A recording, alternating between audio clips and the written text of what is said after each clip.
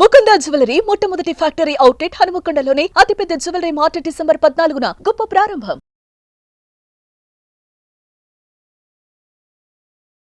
నమస్తే రమగారు. నమస్తే జయ. రమగారు, గ్యాస్ట్రిక్ సమస్య భలే బాధ పెట్టేస్తుందండి. ఎంత అసలు దీనికి కూడా ఇంత ఇబ్బంది అనిపిస్తుంది, కానీ అల్లకల్లోలం అయిపోతాం రమగారు. గుండెలు నొప్పి వచ్చేస్తుంది, ఎడచేయి లాగేస్తుంది, పై ప్రాణాలు పైన పోతాయి. ఏం జరుగుతుందో అర్థం కాదు, ఉక్కిరి బిక్కిరి అయిపోతాము. అవును, ఒక్కొక్కరు ఒక్కొక్క రెమెడీ చెప్పేస్తూ ఉంటారు. అయి తాగు, ఈ తాగు, ఈ మింగు, అయి ఉయ్యి అని కదా. ఏదన్నా అంటే గ్యాస్ట్రిక్ సమస్య అసలు రాకుండా ఉంటే జాగ్రత్తలు ఏమన్నా తీసుకోగలిగితే తీసుకోవటం. మీకు తెలిసిన పాత రెమెడీస్ ఏమన్నా, హోమ్ మేడ్ రెమెడీస్? ప్రధానమైనది జయ గ్యాస్ట్రిక్ ట్రబుల్. ఇది వరకు ఇంత ఉండేది కాదు. ఇప్పుడు మనకి స్ట్రెస్ రిలేటెడ్ ఎక్కువ. స్ట్రెస్, సమయం లేకపోవటం, ఏమంటారు అదేమంటారు, వేళలు, భోజన వేళలు సరైనవి కాకపోవటం ఒకటి స్ట్రెస్సు, కాలాతిక్రమణ చేసిన భోజన వేళలు, తర్వాత ఏమో నానా రకాల ఫుడ్స్, ఎన్నో రకాలు, విరుద్ధాహార భోజనాలు ఒక్కొక్కసారి, అవి కూడాను ఎప్పుడు వేళ తప్పి తినటం. మార్నింగ్ బ్రేక్ఫాస్ట్ పొట్ట ఖాళీగా ఉండి ఉండి ఉండి ఉండి హెవీగా తింటాం. ఆ తినేటప్పుడు కూడా మితాహారం కాకుండా అమితాహారాలు. కొంత టైం గ్యాప్ ఇచ్చేసామంటే మళ్ళీ తినేటప్పుడు ఎక్కువ తినేస్తాము, అదొక ప్రాబ్లము. తర్వాత ఈ బజార్లలో రోడ్ల మీద తినడం, బాగా బయట ఫుడ్, అది పెద్ద కారణంగా ఉంటుంది. స్ట్రెస్ని మనం ఏం చేయలేం. మన ఉద్యోగపు వేళలను బట్టి మన భోజన వేళలు ఉంటాయి. తర్వాత అతి మసాలాలు, అతి కారాలు, యూజ్డ్ ఆయిల్స్, ఇవన్నీ బహుశా గ్యాస్ట్రిక్ ట్రబుల్కి కారణాలు అయి ఉండొచ్చు. ఇవేవి కాకుండా సహజంగానే వాళ్ళ ఒంటి తీరు ఏదో జీన్సో అవి కూడా అయితే అయి ఉండొచ్చు. చిన్న చిన్న హోమ్ రెమెడీస్ తోటి కొంత మనం సర్దుకోవచ్చు దీన్ని. ఇవాళ రేపు ఏంటంటే యాంటాసిడ్స్ విపరీతంగా కౌంటర్ టాప్ దొరికేస్తాయి జయ. కాస్త గ్యాస్ ఇష్యూ రాగానే వెంటనే కాస్త తేన్పులు వస్తున్నాయి, లేదా పై ప్రాణం పైన పోతున్నట్టుంది, గుండెలో పట్టేసింది, పొట్ట బిగించేసింది అలా అనిపించగానే ఇమీడియట్గా యాంటాసిడ్ వేసేసుకుంటారు. ఏదో ఒక డైజిన్ లాంటివి ఇంట్లో దొరికే ఉంటుంటాయి, అందరి ఇళ్లలో డైజిన్ సీసాలు ఉంటాయి, పోసేయడం. తర్వాత ఈనో కలిపేసుకుని తాగేస్తూ ఉంటారు. ఈనో అయితే మరీ ఘోరంగా, సోడా తాగేవాళ్ళు, కోక్ తాగేవాళ్ళు, లిమ్కాలు తాగేవాళ్ళు బోల్డని కనిపిస్తాయి. ఇలాంటివి ఉన్నాయి జనరల్గా. హాట్ వాటర్ తాగేవాళ్ళు ఎంతమంది ఉన్నారు? చాలా తక్కువ రమ్మగారు. మనకు అసలు తాగాల్సింది అది. ఇది వైద్యం కాదు, తాత్కాలిక ఉపశమనం. రైట్. ఇవి తాగితే ఏమవుతుంది, కూల్ డ్రింక్స్ కానీ ఈనో కానీ తాగితే తేన్పు వచ్చేస్తుంది. ఏంటో మనకి ఫ్రీ అయిపోయిన ఫీలు, అది నిజంగా ఫ్రీ అవుతుందో అవదో తర్వాత తెలుసు. అదే, కానీ ఇప్పుడు దానివల్ల మనకి శరీరానికి జరిగే చెడేమిటన్నది మనకు కనపడుతోందా? అసలు ఆలోచించాం. లాంగ్ రన్లో యాంటాసిడ్లు అవి కూడా ప్రమాదకారులుగా పరిణమించవచ్చు కదా, ఈనో లాంటివి కూడా. అవును కదా. కార్బనైజ్డ్ డ్రింక్స్ అవి తాగటం వల్ల ఏవి, ఇప్పుడు మన కోక్ లాంటివి, లిమ్కా లాంటివి, సోడా తాగిన ఎముకలకి మంచిది కాదు కదా. దానివల్ల రావాల్సిన సైడ్ ఎఫెక్ట్ ఖచ్చితంగా వస్తుంది. ఏ సైడ్ ఎఫెక్టు లేనివి, ఏదైనా ఎఫెక్ట్ ఉంటే అది గుడ్ ఎఫెక్టే అయ్యే వాటిని ఎందుకు ట్రై చేయకూడదు? 100% అండి. యాంటాసిడ్లు వాడకండి, నా సిన్సియర్ అడ్వైజ్ మాత్రం అది. హాట్ వాటర్ అంటారా? హాట్ వాటర్ తాగండి. ఒకటి, భోజనము ఒక ముద్ద తక్కువ తినటం అలవాటు చేసుకోండి. సాధ్యమైనంత వేళలు పాటించండి. స్ట్రెస్ మేనేజ్మెంట్ చెయ్యండి. ఇవన్నీ చేయలేమంటావు నువ్వు. చెయ్యాలి, మరి చెయ్యాలి. మసాలాలు, కారాలు అవి తగ్గించండి. నేనైతే కొన్ని పార్టీస్లో కొంతమంది ఫ్రెండ్స్ ఇళ్ళలో కూడా చూస్తా, బిర్యానీ చేస్తారు జయ, ఆ మొత్తం ఉన్న అన్ని రకాల మసాలాలు పోస్తారు జయ, ఘాటుగా ఉండాలట బిర్యానీ. నిజంగా తినే వాళ్ళకి చెమటలు పడి, నేను ఒక్క స్పూన్ తిన్నా 2-3 గంటల దాకా నాకు ఉక్కపోస్తున్నట్టే ఉంటుంది. మామూలుగానే మీకు కారం తగిలితే ఎక్కిళ్ళు వస్తాయి. అయినా నేను కారం తింటాను. మొదట ఏదైనా నెయ్యి అన్నం తినాలి అంతే. నేను కారం తింటాను, తినకపోవటం కాదు, అది డ్రైగా ఉంటుంది గొంతు నాకు, అందుకని ఎక్కిళ్ళు వచ్చేస్తాయి. ఆయిల్, నెయ్యి కావాలి.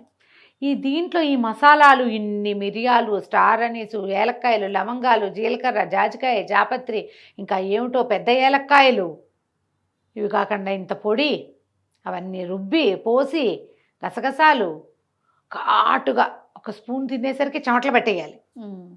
అలాగే ఉండాలి. దీంతో పాటు కోక్ ఉండాలట. ఓయమ్మ, బిర్యానీ తింటే ఖచ్చితంగా కోక్ తాగుతారు అమ్మగారు, ఎందుకంటే అది హెవీగా ఉంటుంది కాబట్టి. చక్కగా లైట్గా చేసుకోండి, హాయిగా. లైట్గా ఎందుకు చేసుకోకూడదు? అవును, అదే కరెక్టు అని ఎందుకు అనుకుంటాం? ఇది అలవాటు చేసుకుని ఇది కూడా కరెక్టే. జనం అంతా ఇదే తింటుంటే వాళ్ళు కూడా ఇలాగే చేస్తారు, అంతే కదా. అతిగా తినటం వల్ల మనకు పైగా ఇంత మసాలాదారు దట్టించిన వ్యవహారాన్ని మనం ఇన్ టైము భోజన వేళలు కాకుండా వేళ తప్పించి ఏ 4 గంటల వేళ రాత్రి 12 గంటల వేళ తిన్నామంటే అంతే కదా. మన కర్మకి mid night mid night biryani morning biryani రమ్మంటారు వాళ్ళు. కూడా అవి ఉన్నాయి తెలుసండి. 4 AM బిర్యానీ, 6 AM బిర్యానీ అనుకుంటూ.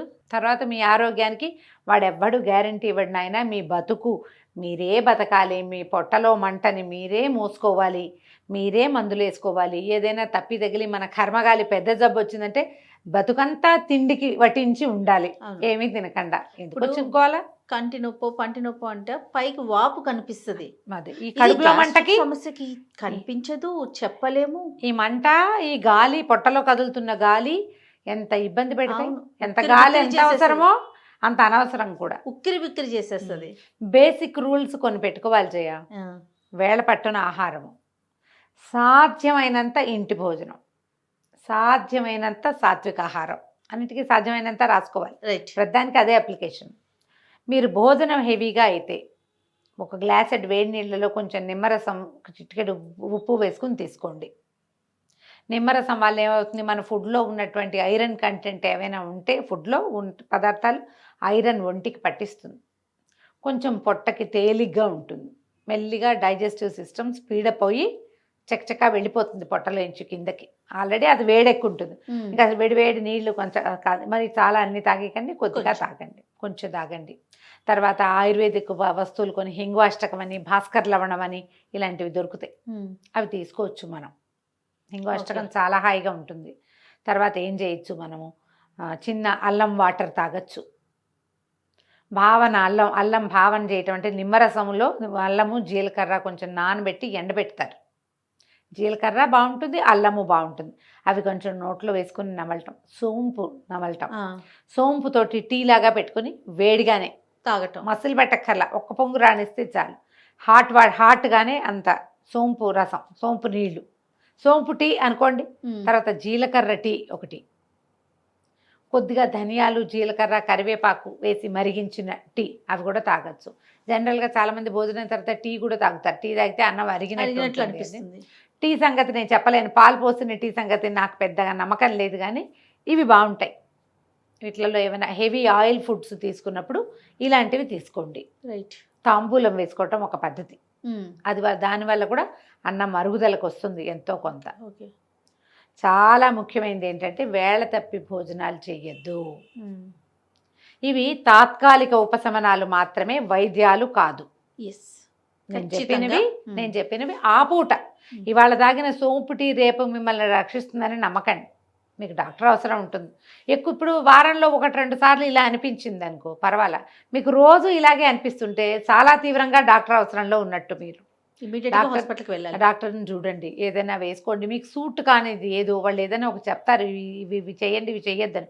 డూస్ అండ్ డోంట్స్ని ఖచ్చితంగా ఫాలో అవ్వండి. రైట్, జీవిత గమనం కుంటుపడిపోతుంది జయ. అవునండి. ఇప్పుడు మధ్యాహ్నం భోజనం చేస్తే ఇంకా రాత్రి దాకా ఆకలేదు, ఏమీ తినలేరు, తినకుండా పడుకుంటే నీరసం వస్తుంది, మర్నాటి పొద్దున పని చేయలేము. ఎంత ఇది పోయింది, సిస్టమే దెబ్బతింటుంది. సిస్టమ్ దెబ్బతినేస్తుంది కదా. ఆ సిస్టమ్ దెబ్బతినేంత వరకు వెళ్ళొద్దు అసలు. కొంచెము ప్రెగ్నెన్సీలో ఉన్నప్పుడు ఈ ఇష్యూ ఉంటుంది, పొట్ట పైకి పెరుగుతూ ఉంటుందిగా, పెరిగేసరికల్లా వీళ్ళకి అన్నం తినలేరు, అరుగుదలకి రాదు, తేన్పులు, చాలా బాధపడుతుంటారు. ఓకే, తర్వాత మళ్ళీ లేట్ 30s నుంచి స్టార్ట్ అవుతుంది ఆడకి మొక్కి ఎవరికైనా కూడా. మెనోపాజ్ వల్ల కూడా ఇలాంటి సమస్య రావచ్చు. కొంతమందికి PMS పీరియడ్స్కి ముందు ఈ సమస్య కనపడుతుంది. 40 వచ్చాక అందరికీ కనిపిస్తుంది. అన్నం తిని కూర్చొని పనిచేసే వాళ్ళకి ఈ ప్రాబ్లం రావచ్చు. మీరు ఎక్సర్సైజ్ ఉంచుకోండి అవసరం. భోజనానికి ఒక సరైన విధానం, ఇవాళ ఇది తిన్నాము, రేపు చైనీస్ తిన్నాము, ఎల్లుండి ఏమిటో తిన్నాము, కాంటినెంటల్ ఫుడ్ తింటాము, ఇట్లా పెట్టుకోకండి. ఏదైనా కొత్త ఫుడ్ నెలకు 1 సారి లేదా 2 సార్లే, అంతకంటే చెయ్యొద్దు. మరి అవన్నీ ఎలా తింటామండి అంటే ఇక మరి ఏం చేస్తాం, మనం చేయగలిగేది ఏమిటి? ఆరోగ్యమే మహాభాగ్యం కదా. కదా, అంతే కదా. ఇది ఆలోచించండి. తర్వాత ఏంటంటే మనకి పొట్టలో గాలి బంధించినట్టుంటే మనం బొడ్డు చుట్టూతా క్లాక్ వైజ్ మసాజ్ చేసుకుంటే కొంచెం 2-3 తేన్పులు వచ్చేస్తాయి. అప్పుడు కూడా కొంచెం బెటర్ అనిపిస్తుంది.